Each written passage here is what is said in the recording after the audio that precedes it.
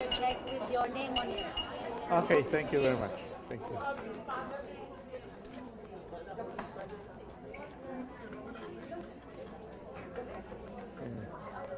All right, good afternoon, everyone. Thank you for being here for this segment of the pilgrimage. This is the last event for the Flores de Mayo pilgrimage for 2015. And so, on behalf of the Missionary Oblates of Mary Immaculate, we want to definitely thank you for coming here to the National Shrine of Our Lady of Snows in Belleville, Illinois. But most especially that we continue this pilgrimage, the Flores de Mayo pilgrimage here at the shrine. This is the 25th anniversary, and more so, the first year in which we have Santo Niño de Cebu enthroned here at the shrine as of this morning. And so, this event is being live streamed on the internet. So, yes. So,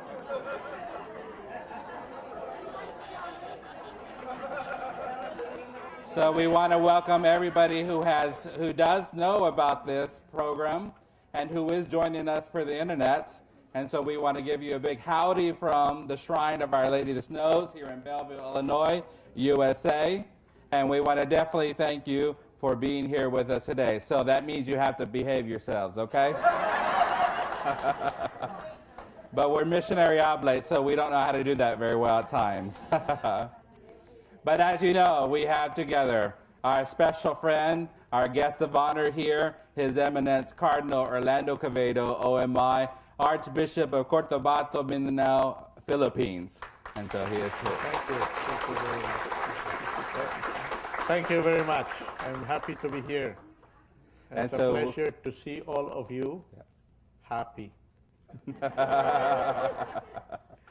And so we have definitely been hearing a lot of stories from His Eminence. He arrived here late Wednesday night, and then on Thursday gave him time to rest from his jet lag. But then we started to hear the stories. We were very privileged to hear the stories beginning on Friday, and then, of course, from yesterday and now today. And so we've had a great afternoon luncheon with His Eminence here speaking with us. But more so, we want to definitely hear some more stories, more of a perspective of what's happening in the Philippines, especially today. Now, Cardinal, in January, we had Pope Francis visit you in the Philippines. What was that like? Phenomenon. It was a phenomenon. I didn't have much chance to really meet him and talk with him. He was always busy with people, and he was very popular with people, but his visit to us was a visit that uplifted the hearts of Filipinos everywhere, especially because he came for a special purpose. And that purpose was to be with the victims of the Yolanda typhoon. And that's the most iconic picture I have was on television. I was not there at that time, but the iconic picture I have of him is when he was listening to the people's sufferings in Yolanda with the typhoon going on and his hair being blown by the wind and his raincoat. And he was listening, and you could see the agony deep in his heart through the eyes that he had on the people. For me, that was really the highest peak of his visit. And so we know that, I know many of you watched the papal masses that went on in the Philippines at that time. Many of you who watched it in the middle of the night here, and to watch the papal visit to the Philippines. And so storms, but more so, I think this was a time when the Philippines has set the record for the most people at a papal mass. Is that true? Yes, they said there were about between 5 million to 6 million people at the Luneta, the final meeting, the final mass at the Luneta. And one of the more memorable things that happened in the Luneta is that I was heard nationwide and even in Europe. Why?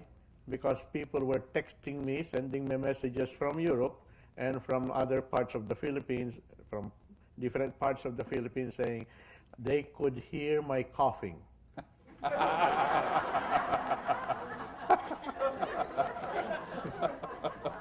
have this allergy. It's a postnasal drip, and I was coughing at that time, and it was terrible because I was near the microphone, where the Pope was going to celebrate. I was behind the altar.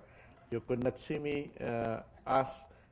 One cardinal from Mumbai, India, and one future cardinal from Myanmar. He had been elected cardinal, but he had not been created cardinal yet in the consistory. There were three of us there seated, and I was the one coughing, and I could not. Well, it was nationwide, worldwide. But he had a beautiful message there at the end. It was his concluding mass.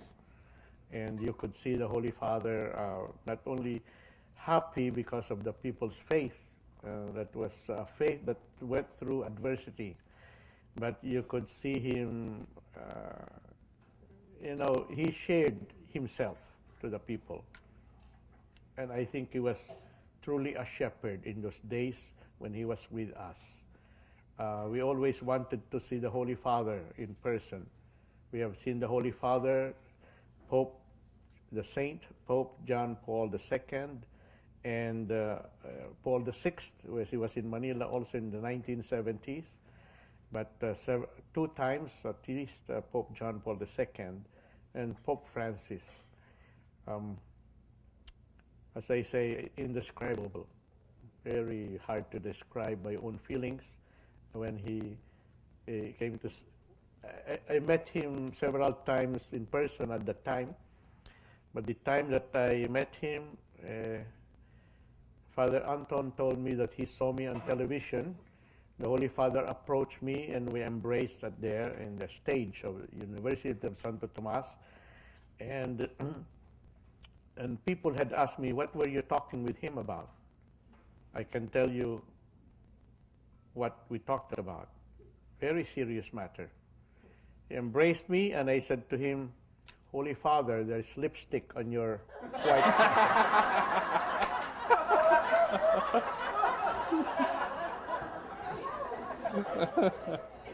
And he said, oh, mujeres, mujeres, mujeres. Women. Here. But he said, this is my scapular. That's Pope Francis. Yes. So you have told us about your archdiocese there in Cotabato, and where there's a large Muslim population. And so share a little bit about the daily routine, especially when you interact with the Muslims and the situations that's happening there. The Archdiocese of Cotabato is made up of 3 provinces, parts of the whole province of the central of Maguindanao. Maguindanao belongs to the autonomous region of Muslim Mindanao, or ARM, it's called, Maguindanao. It's more than 95% Muslim. The other province that belongs to us, most of it is half Muslim Christian. It's the province of Sultan Kudarat. And then the third province is North Cotabato, mainly belonging to the Diocese of Kidapawan, but about 11 municipalities belong to the Archdiocese. Put them all together, about 47% Muslim and 48% Catholic. But the interaction between Muslims and Christians is, at the grassroots level, is very good, and it's no problem. Even among the university students and the high school students, because the Muslims and Christians go together to the public school, which is mostly in Maguindanao, mostly Muslim. They also go together to the Catholic high schools. The Catholic high schools in Cotabato City, run by the Maris brothers, they are about 50% Muslim Christian. And the same thing is true with the college, high school run by the RVM Sisters, Religious of the Virgin Mary. But the university, which is owned and run by the Oblates of Mary Immaculate, the University, Notre Dame University, is 60% Muslim. So you have a Catholic university with 60% Muslim. They have their own Islamic school classes. They study the Quran by their own teachers, and then the Catholic students, of course, are obliged to study Catholic religion, but they interact with one another. They study together, they pray together, they play together, and sometimes they fall in love with each other. And marriages take place, uh, usually a Muslim man and a Christian girl. And usually also the Christian girl gets converted to Islam. But you have that kind of interaction, which you call dialogue of life. Dialogue of life. It's not a dialogue of theological exchange, no. It's a dialogue of life, ordinary, daily activities together, Muslims and Christians. And there's no problem. It is the political aspiration of the Muslims that has resulted into armed conflict with the government. First by the Moro National Liberation Front, and later on by the Moro Islamic Liberation Front. But both the Moro National Liberation Front and the MILF, Moro Islamic Liberation Front, have the MNLF has made a peace agreement with the government in 1996. Now it is the turn of the Moro Islamic Liberation Front, which wants to have a more enhanced autonomy, so for self-determination, but within the Republic of the Philippines. They would be an autonomous region in the Republic of the Philippines with their own form of government, and that's mostly Muslim. Cotabato City would be part of that Bangsamoro territory, and that means the Archdiocese of Cotabato, mainly the province of Maguindanao. For me, it will not be as different as it is now. Maguindanao, belonging to our Archdiocese, belongs now to the autonomous region of Muslim Mindanao. It's a different name, Bangsamoro territory or region, but and more enhanced self-determination, but it's the exercise of religion, the property rights will remain the same. But there is a lot of fear, a lot of prejudice, and a lot of biases, mutual ones, between Muslims and Christians. And the mutual biases and prejudice can erupt anytime. They may be there, hidden in the heart and in the mind, but they can erupt when something negative takes place, as in murders or land disputes. And then the phrase comes to mind, comes out, we do not trust them. That could be true also. The Christians not trusting Muslims, and Muslims not trusting Christians. We do not trust each other. And the work then of the church would be to provide avenues and opportunities for dialogue. Certainly dialogue of life among students, dialogue of life among ordinary neighborhood people, but at the grassroots level. We have dialogue with religious scholars, bishops, Catholic, Protestant religious leaders, and Islamic scholars. We have dialogue at that level, but we need dialogue at the grassroots level. That is something that is missing, and that is our thrust in the Archdiocese.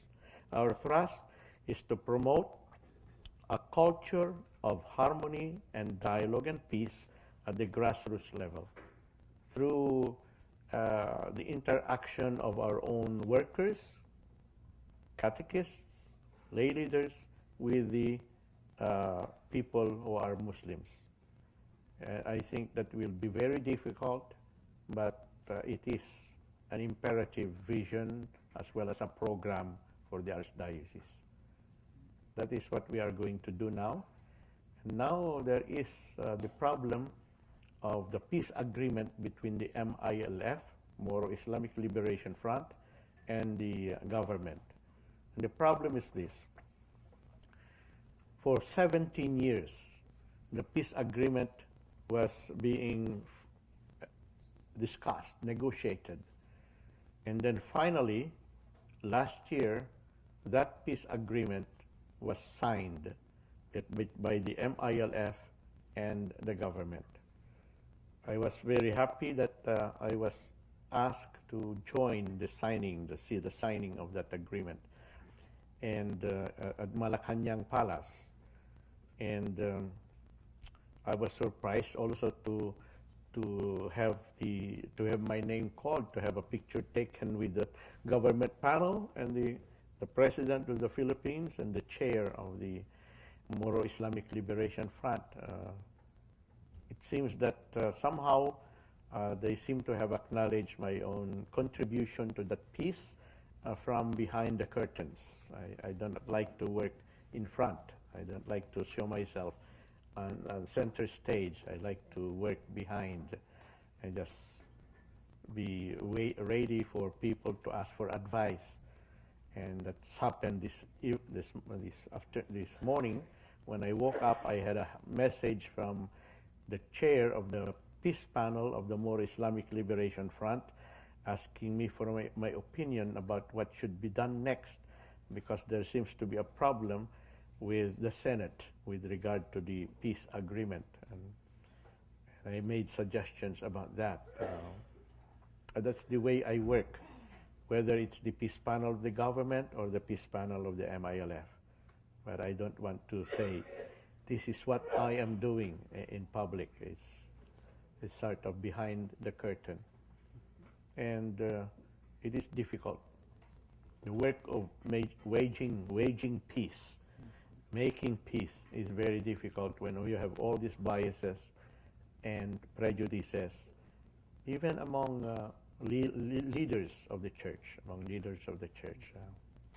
So sometimes you feel like you are a voice in the wilderness shouting, peace, peace, peace. It's a lonely kind of work sometimes. Right. You shared a story with us, the Oblates, on Friday about leaving the city to go be with the people up in the mountains. Yes. So what did you learn, and what still do you learn from those people? It has always been my practice as a bishop since 1980, when I was made a bishop at 41 years old. I wanted to be really a missionary. The only experience I had of being missionary was when I was assigned for 2 years as a parish priest in the parish of Holo, Sulu, among the Muslims, and it wasn't enough for me. My first love was that. I fell in love with the people of Sulu, both Christians and Muslims. And when I became bishop, after that experience, I really wanted to be a missionary by going out of our palacio, the bishop's palacio, and go not to the poblacion, but to the barrios. So I made a practice that whenever I have a pastoral visit, official, canonical pastoral visit of a parish, I would spend 3 days in that parish, 3 days of which one night would be spent in one of the farthest barrio. The second night would be spent in a barrio that is nearer the poblacion, but the third village would be what is nearest to the poblacion. But I enjoyed most sleeping and talking with people, the farmers or indigenous peoples in the mountain areas in the farthest barrio possible. And I would be sleeping at the farmer's house or the house of Bilan or Manobo, whatever is there. And I eat their food, sleep, and one room where the room is everything, the kitchen, the dining, the sala, the sleeping quarters, and you lie on the floor with the whole family there, But it is very challenging because we are from not a rich family. We are maybe low middle-income family, the Quevedo family, a family of teachers. And we never starved, we never lacked for food. But here you can see people lack food. At one time, we had bulad, dried fish for dinner, dried fish and rice for dinner, and we brought that with us. Then I saw one of the family was Bilaan family, it's indigenous people's family. I saw them eating, and I saw them eating only rice and salt and rice. And I said to the parish priest who was with us, said they have no food. And as soon as I said that, I wanted to take it back, because the answer might have come back like, "What is that to you and to me? My hour has not yet come." Like the Cana of Galilee, Cana wedding feast, when the Blessed Mother said, "They have no more wine." And the Lord said, "What is that to me? And to my hour has not yet come." But nonetheless, he answered the prayer of the Blessed Mother, said, "The Blessed Mother, follow what my son will say to you." So I thought that the parish priest would say, "What is it to me?" But he said, we have more bulad, we have more dried fish. So they took some dried fish, they cooked it quickly, fried it, and they had dried fish. For 3 days while we were there, we had rice and dried fish, morning, noon, and night. But that's not the most challenging thing. The most challenging thing is where the outhouse is. I won't describe it because this is live streaming. This is live streaming. Yeah.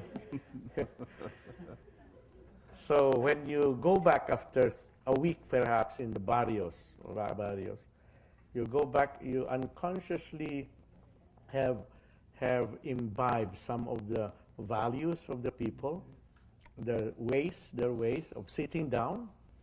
And the priest would see me sitting down the way farmers would sit down, with the 1 foot up on the chair, and maybe trying to clean your toes. Yeah?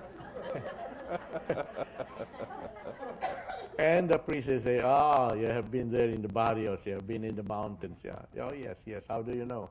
"The way you sit." Yeah, that's living in the world of poor people. And our people in our archdiocese, Muslims and Christians together, about 48% of them would be below the poverty line. They would be considered poor.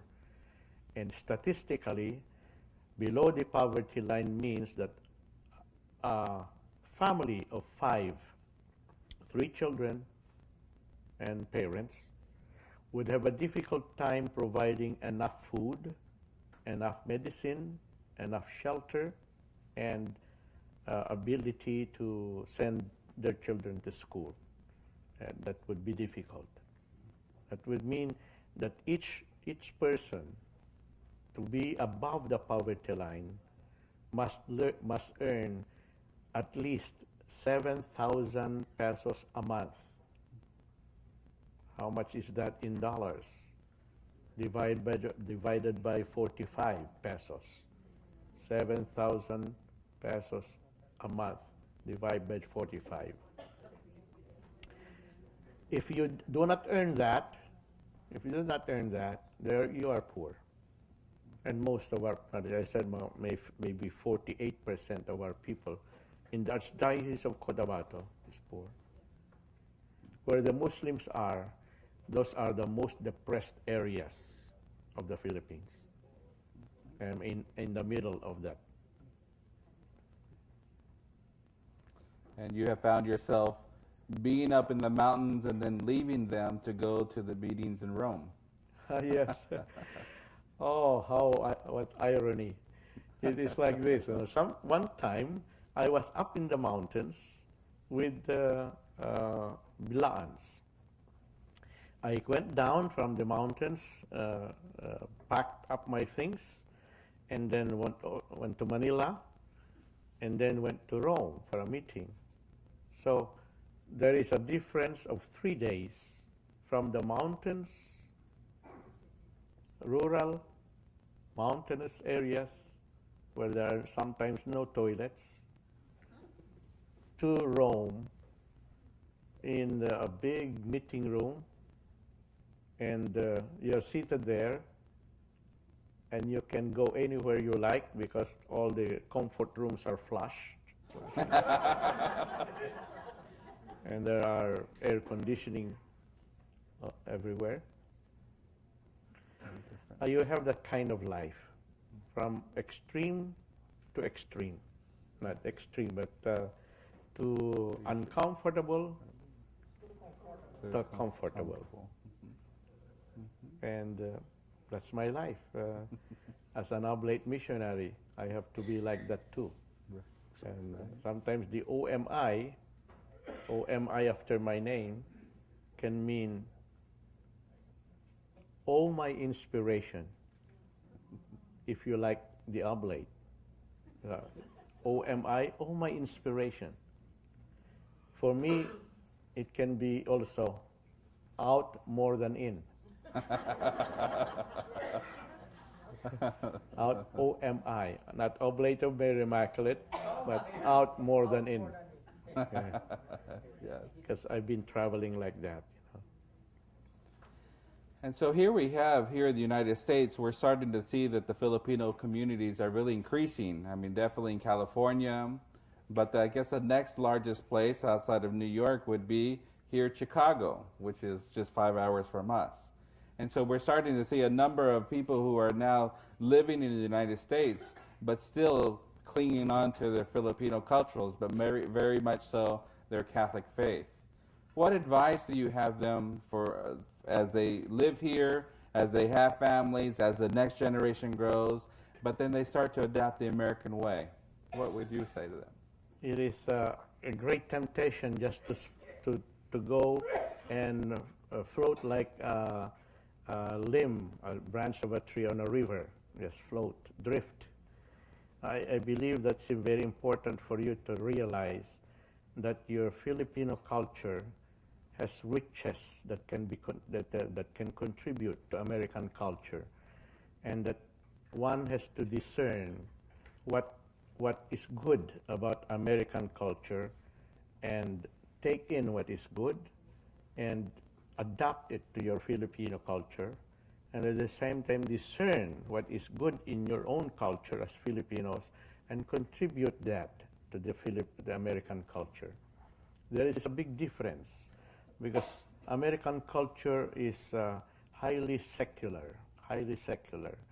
By that, the Holy Father, the popes mean the following: the secularization in the world has taken place since the 18th century, where religion and faith really don't matter much anymore, so that decisions are made in government not by virtue of religious values but by secular values, so that faith does not impact anymore policy making in governments.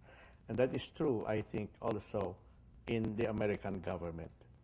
So you have moral and religious values that no longer impacts American policy making in government.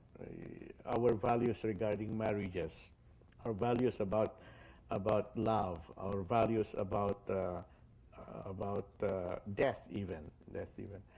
So marriage, death, life, the sacredness of life, we are losing that in the secular cultures, like in America.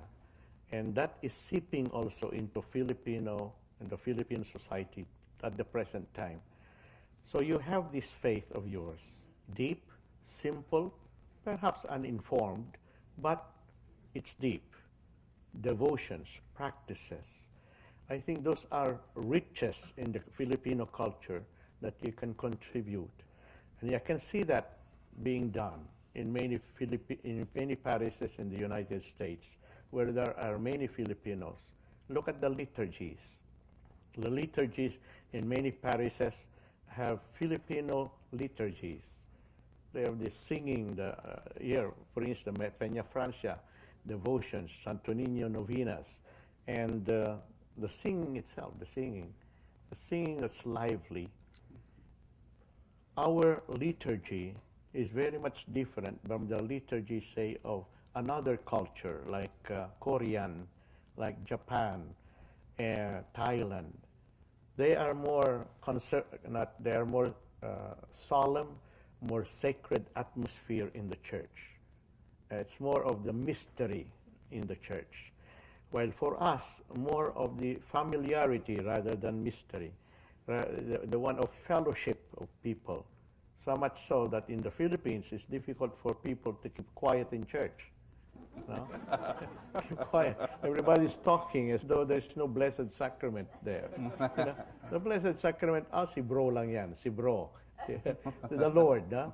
Lord. So there's familiarity in expressing our relationship with God.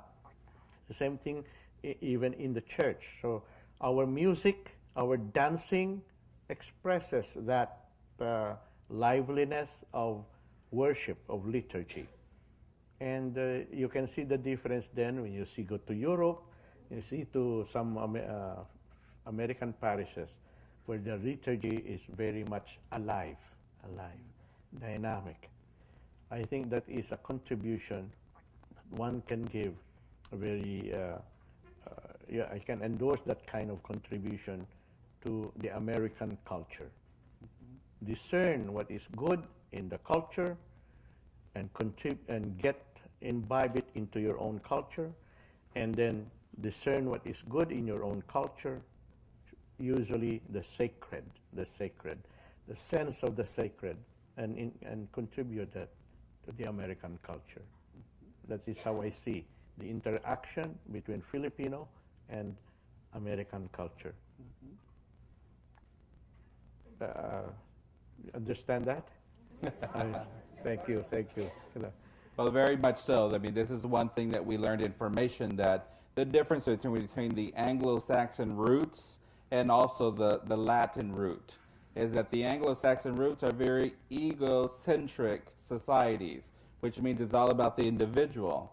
And then here we have the Latin, which also is very French, Italian, Spanish, and then it goes on from there. They're very social-centric, so it's about the family.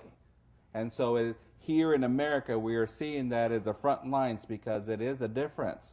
You see the solemn masses because they come from a very individual perspective, mystery.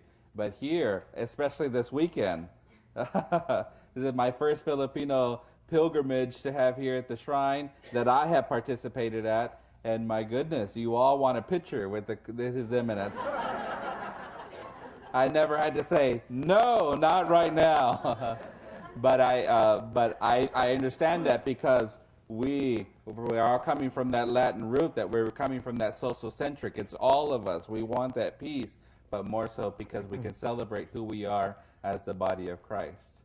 And so very much so that that has been very apparent here. But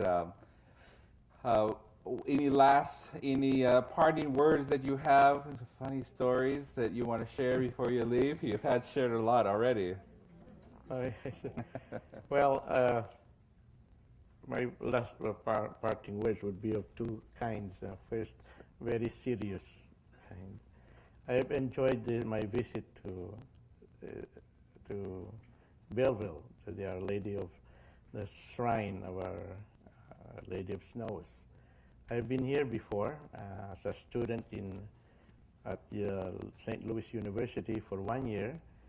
And by the way, I did not finish the course. It's usually with me like that. I don't finish the course.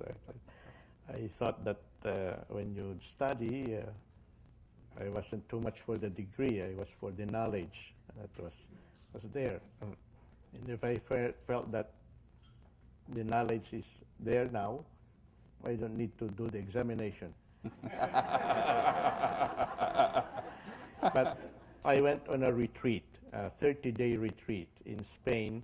After, so therefore, I did not finish the course. Instead of finishing the course and get a degree or certificate, I went to this more important part of the year, which was a 30-day quiet retreat in Manresa, Spain. But from that experience, I feel that a lot of changes have been made here at the Our Lady of Snows. Expansion, more services are done. And I think it's a place where you, as Filipinos, can come either as to do two things. Usually it's always two things for the Filipino. To gather, fellowship, friendship, like a picnic. And the second one, of course, to visit the Santo Niño and the Lady of Peña Francia, but the statues of which are enshrined now in the chapel that dedicated to Santo Niño. But usually it's always like that. Church is like that, the church. You go there, meet people, talk with one another, even during the Mass itself. And at least say, take care of our family, Lord. You know? And even when you come to communion, it's the same. It's as though you know you're going to communion, you know you're going to receive the Lord, but you feel the need of talking to your neighbor. That's Filipino. I don't approve of it, but that's Filipino. And the kiss of peace. The kiss of peace is supposed to, according to the rite, kiss of peace, you say, peace be to you.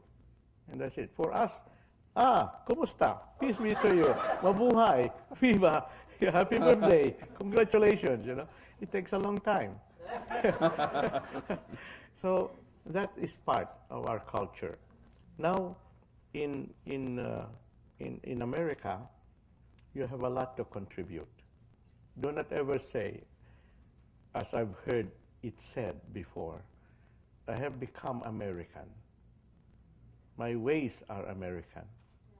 And therefore, I do not have to follow the traditions and customs, the values that Filipinos cherished and treasured. No, I'm now American. When you begin saying that, it would be the greatest tragedy, I think. You have lost part of your identity, you know, and you will never be totally American. They look at you.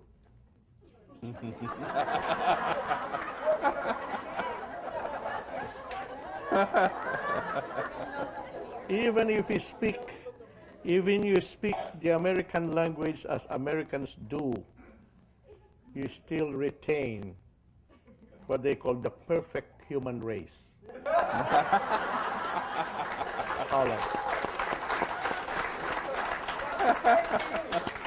The color, you know.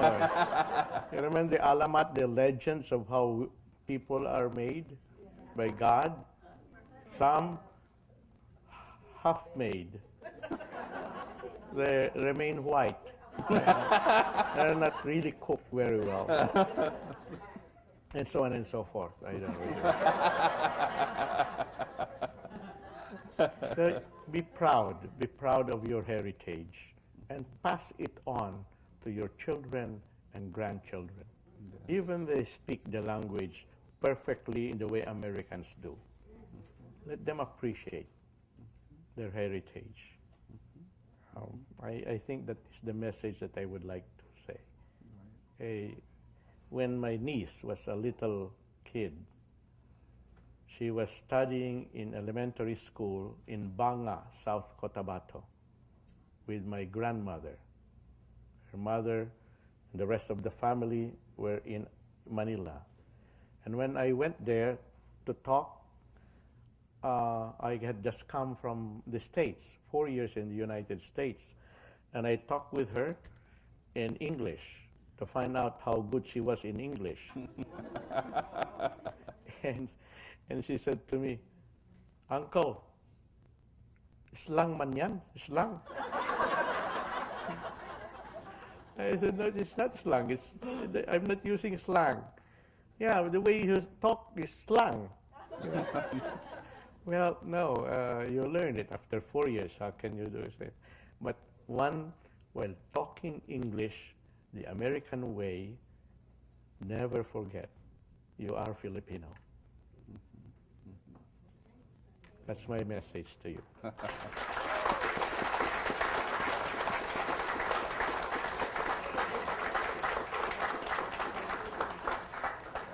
I have one final question. What would you say to them, to these people here, about how to support the missionary oblates, but as well as your projects in Cotabato? I mean, in supporting prayer, but also in other ways. We have MAMI in the Philippines. MAMI. They support the missions, the work of the oblates in the missions. You have here also in the United States. They help us in the missions.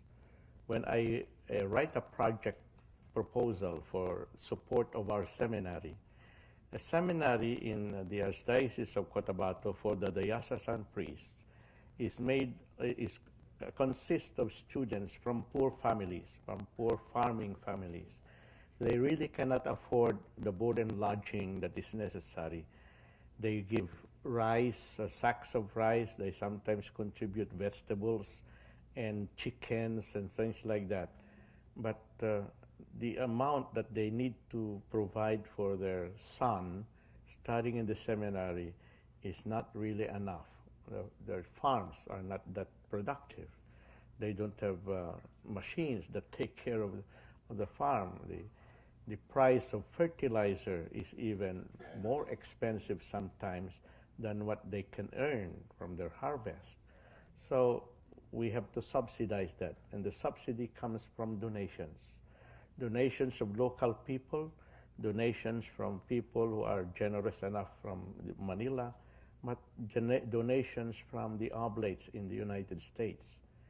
I have to compete with other people who are asking for donations. But thank God, in the past, in the many years that they've been asking every year for donation for the seminary, the Oblates province in the United States has supplied us either with $5,000 or $10,000. It's the maximum that they usually give me, $10,000 for the help. It's a big help because we spend 3 million pesos per year for 37 philosophy students, wow, seminarians. It is not much when you talk about American standards, 3 million pesos, but it's for everything. And of the 3 million pesos, $10,000 this year was given by the Oblates. So we need to look for more, and usually we have enough. Then we look again for the next year. So your donations have been very helpful to the Archdiocese of Cotabato. I wish there were more, because we have so many projects in mind for poor people, indigenous peoples, the relationship between Muslims and Christians, and we are a poor church. And so, at least in Cotabato. And I hope that your donations will continue. Be generous with your donations. You are not only saying this is for charity. It's really part of one's obligation in the church as missionary disciples. When you contribute to the work in the missions, you contribute to the fulfillment of your own role and identity as disciples and missionaries of the Lord. That's what I would like to tell you about. Prayers. Yeah. Prayers, of course, prayers. And the MAMI associates, the MAMI, Missionary Association of Mary Immaculate, the MAMI, are doing that. Prayer, support for the missions, material, financial, and moral support.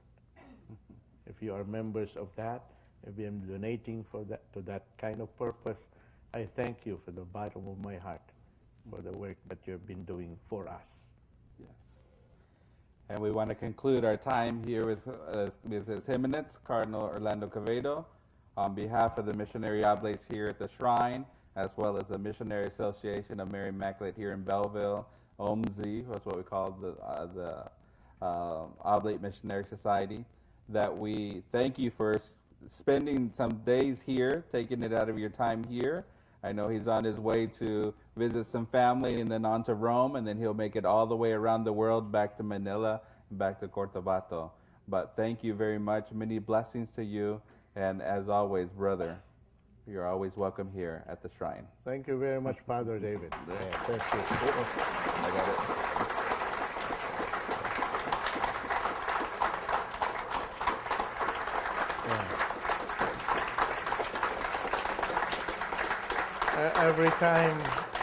Every time I stand beside someone like Father David, I am in touch with my own identity. The little Cardinal from Mindanao. God bless. God bless. Thank you very much for being here with us at the shrine. Many blessings to you. Bye-bye.